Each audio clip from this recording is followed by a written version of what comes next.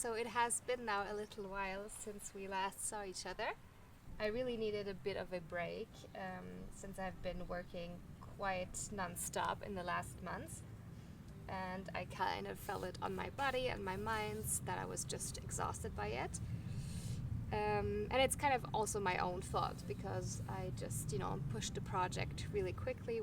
Really didn't give myself much time of a well-needed break. So I took 3 weeks where I really just took it really easy. Just did some, gardening here and there, a bit of farm work, but really not big projects. And I really have my energy back now, which is really good. So I'm super lucky to be able to live this life, but of course it's all new, so it takes a lot of energy to figure everything out. The language barrier, getting all the right and needed tools on the farm is another, side project that you might not see on the videos, of course, but it's quite time intensive as well. And I have an online job as well on the side, so juggling that with the farm project, YouTube of course, which I enjoy, but of course it's also time consuming. It was quite of an overload for me, or what I can handle, and I decided just to step back for a little while. Still obviously did my online job and still maintained my garden as much as possible, but all the big project, basically like building the shed, just paused for a while, and I'm quite glad I did it because now I'm also very excited to start again. So I hope you didn't miss me too much. And we'll keep going, hopefully with maybe a less tight schedule. So I might upload every second week, maybe every week sometimes, but it really depends on what's been going on the week and how the weather has been, because that's another thing that impacted the farm work. In the last 3 weeks we had basically non-stop rain and storms. A few days ago we had a really big storm that almost destroyed my greenhouse. 2 of those steel bars, or those aluminium bars, got snapped off, but luckily I had 2 replacement pieces that I could put back. It's a bit off now, so the structure is not entirely straight anymore, but otherwise it's still okay. And the plastic is torn in some spots, but it will do the job for this season. So that was another unexpected event, of course, and just requires a bit of extra work here and there.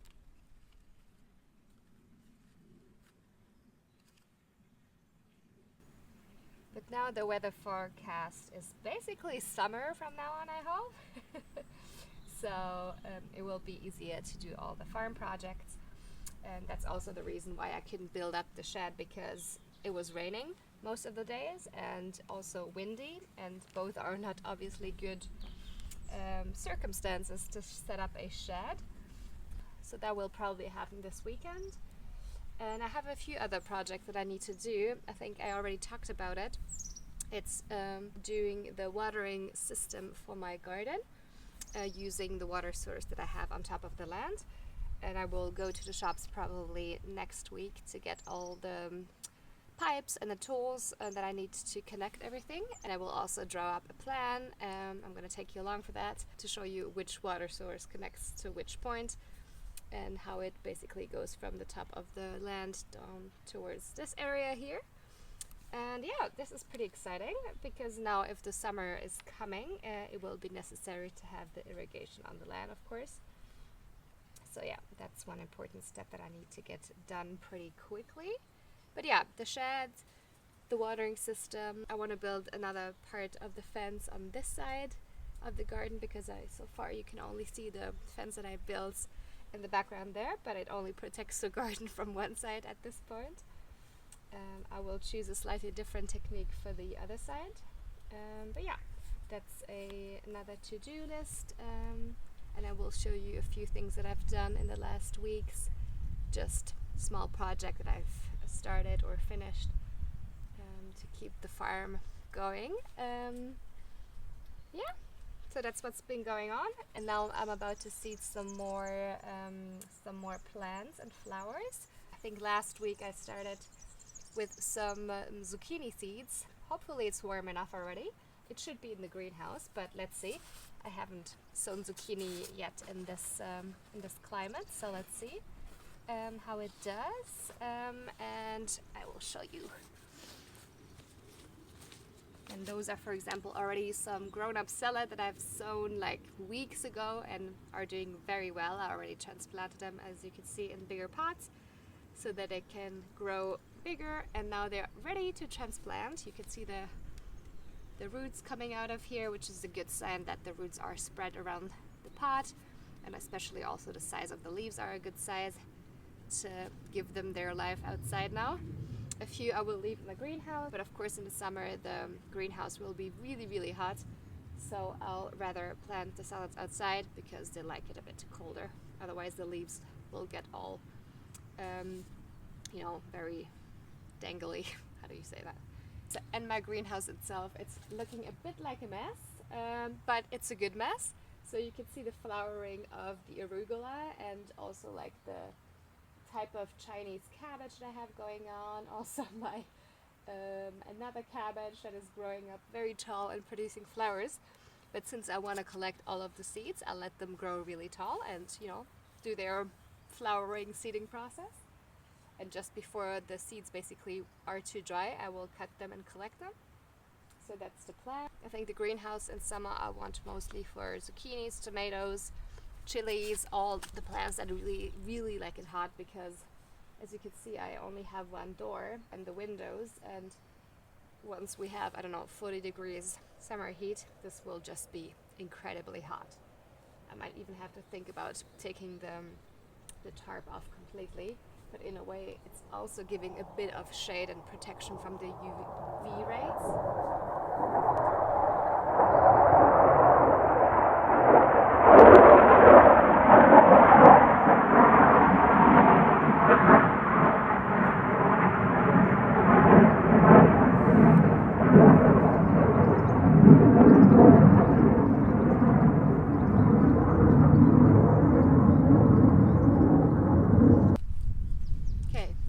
Military plane has passed. I can continue my rambling. So yeah, in summer this will be a really hot box basically. I might even have to think to take off the entire tarp, but in a way it also protects a bit of the UV rays to hit all of the plants. So I don't know yet. I will decide on the spot once it's 40 degrees and sunshine non-stop. Yeah, so that's been going on. I've probably missed some things, but I think that's all I can remember at this point. So yeah, I will seed some more of the plants and flowers. I have this nice little guide from Viva Sementes, Sementes Vivas, which is a local brand, a Portuguese brand of organic seeds. So all of the salads are from that brand, so I really enjoy it. They have a good seeding rates. On this tray you could see it. Those were all salads. I don't remember what this was, but you could see only two, well actually only one really didn't sprout, so it's a really good rate. So I'm really happy with their quality. And yeah, so let's see what I will do in those 3 trays, because this will also be free. So I actually have 3. Oh my god, it's gonna be a lot. And I have another one that I just done as well, and it had, what did it have? Let me check. I have another seed box here. So many seeds. So, sorry salad, I'm so sorry. So I had in another tray, I did salsa e coentros, so which is parsley and coriander. There you go. And then I have borage, I think it's called. Is that in English? I think borage, which is a nice flower, which bees and I think bees mostly like it. I have another flower. It's called Amor Perfeito. I don't know the term in English. And I don't know really the property. I don't know. It was a spontaneous buy. And then of course the 2 zucchinis that I started seeding. And let's see if it's warm enough for them. But it should be now. Especially in the greenhouse. And I have 2 of the seeds that I had brought from Germany, which was the red cabbage, and the green asparagus, which is a perennial. So if you plant it once, you can harvest for life, basically. Well, maybe not for life, 10 years, I don't know what their life expectancy is. I will have to research that, but yeah, so it's pretty good plant to have. Okay, so let's see. I have this little calendar that helps me. April, so it's almost April, basically. Mars. Oh yeah, and they also have a moon calendar. So if you believe in planting according to the moon, the rising moon, etc., well, this one helps you to follow the instructions there as well. Okay, I can do also sunflowers apparently. More sunflowers.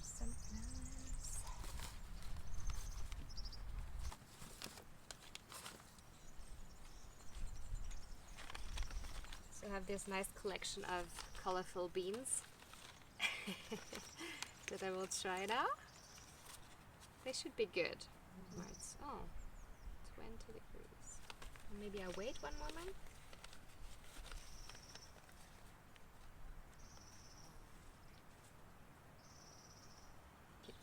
Let me try one bean per tray, just for fun.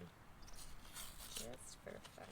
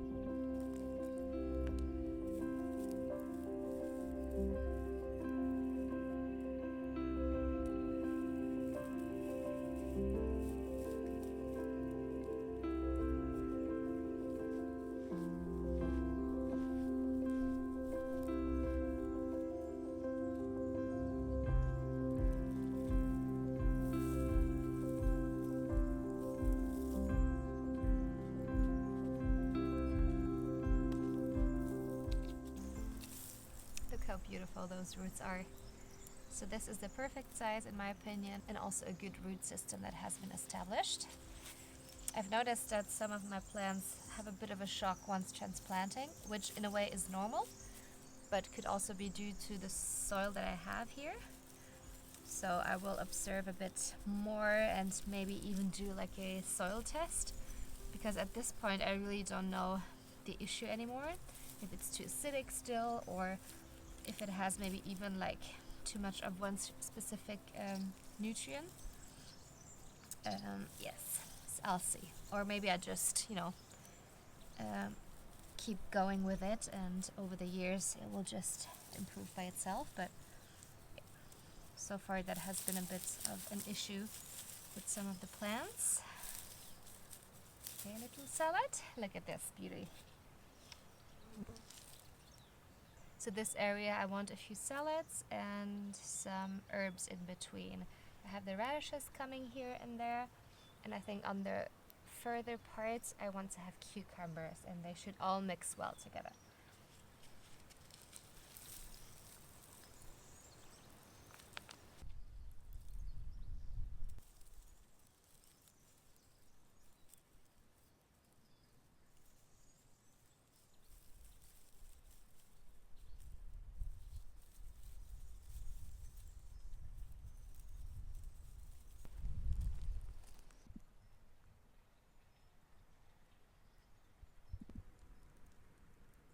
So just a few days ago I transplanted my peas in the garden beds, and I created this small tippy, and I will attach some string all around so then the peas can grow and climb up the tippy.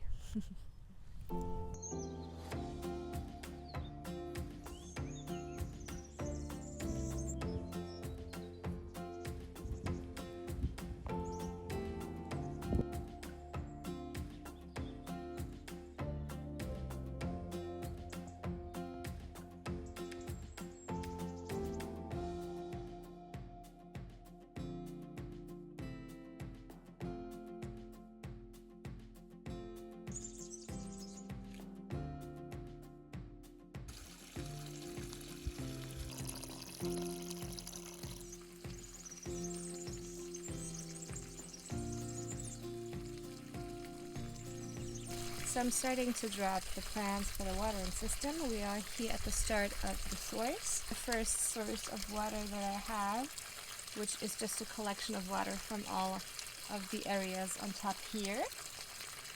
So this will be my main source of water for the entire setup.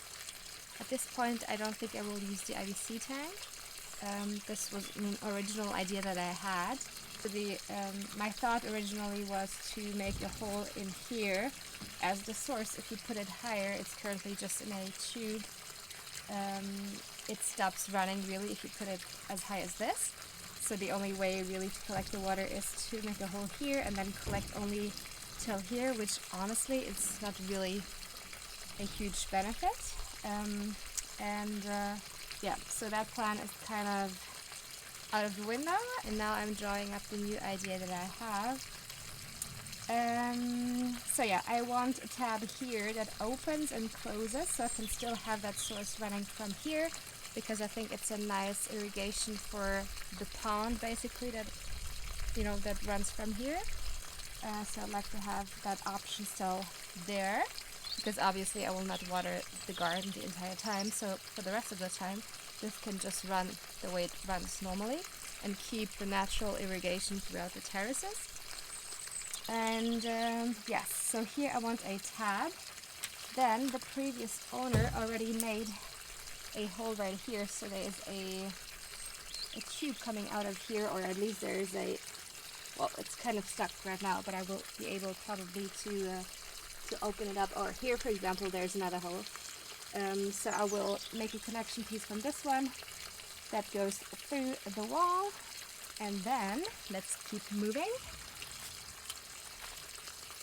So this is where the water source comes out, and then I want the first connection to be towards this well. I will explain to you in a second why. So the first outlet of the water source will be right here, so I can fill up that pond. Because this pond connects to the second lower terrace there and provides a source of water through a tube that has been connected here within the lower, concrete rings lower down there.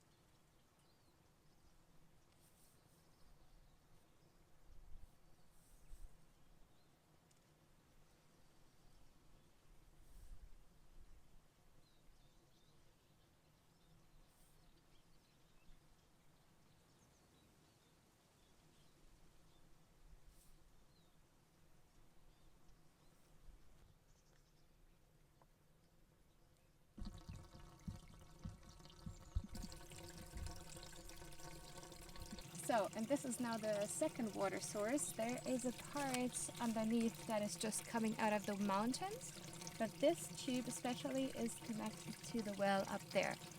So once I close this tube, of course, the well can start to fill up more, because at this point, of course, all the overflow exits out of here.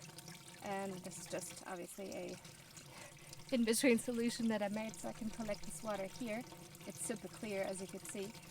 Also, my idea for next year is to use this terrace where I'm standing on right now to extend my garden, most likely. So once I have more pressure on this tube and I close it up so that the well can, fill up more, I will have way more pressure here. So that will be enough for even the summer month to irrigate this terrace here with like drip irrigation or something of the sort. So I don't have to worry to make it too complicated here at this stage. I just need a connection piece, like a tab that closes and opens here, and maybe with a hose that goes down if I really want a whole lot of water. Maybe that's the idea for now. At this point, the irrigation really just needs to cover this area here of my garden. And this is also the reason why this IBC tank is standing there, because all the pipe going all the way up from the water source will be connected to this IBC tank. And then the IBC tank is the water source for the garden here.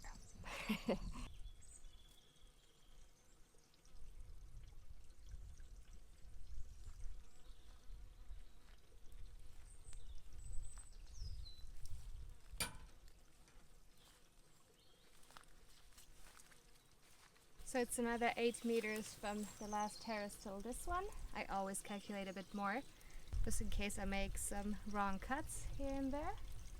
So yeah, and that should be the irrigation for connecting the water source to the garden. And now I just need the smaller pipes that connect from the IBC tank to the terrace. So basically the drip irrigation.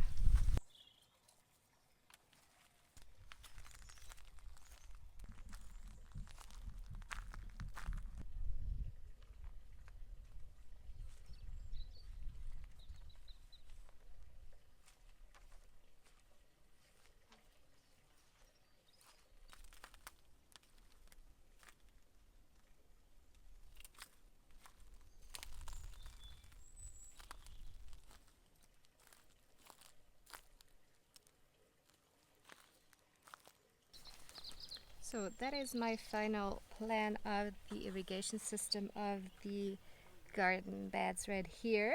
So I made the measurements along the long lines, and then the drip irrigation going towards the garden beds themselves. I will now do some research to figure out what type of tubes I will need, because there are either those black pretty cheap plastic ones that have just a perforation in them, and then you have, I think those, they're called pearl drip irrigation or something, and then you have smaller ones that also have drip irrigation, but that you can really curve along the beds, which might be the option that I'm currently thinking of. But if the budget is too much, I might go for the black cheap ones. Let's see, I have quite some distance to cover, so I have to make some math.